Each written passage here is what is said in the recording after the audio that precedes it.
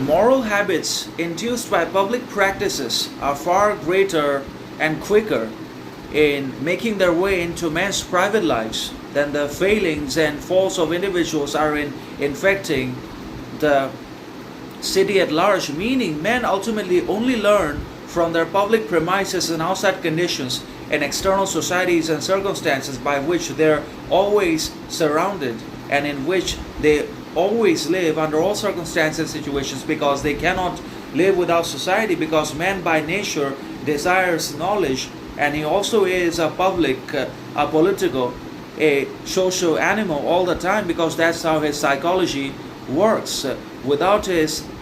already programmed and biologically manufactured political, manipulative, and exploitative nature, he could not have survived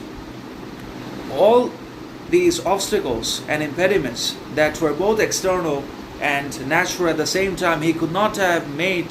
this far and invented so many technology gadgets and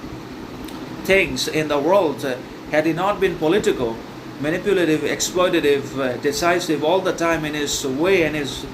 run to the modern day period, society, education, whatever you want to call it. So men learn, develop,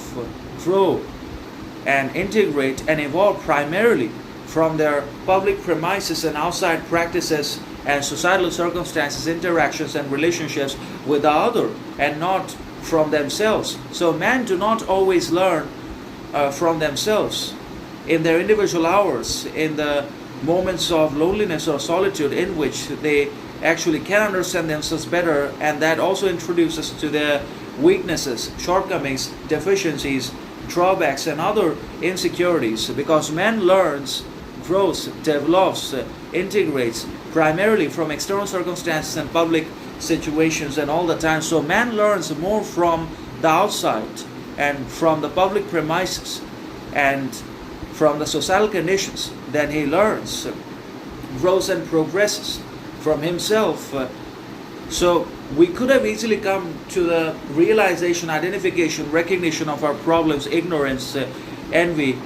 arrogance, etc., had we paid enough attention and importance and meaning to ourselves. But because we're always exposed to the society, because we cannot live without society, because we're not living in forests, so ultimately we are bound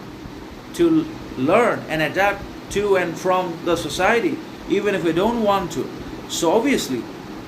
it's always the public practices that ultimately overtakes our character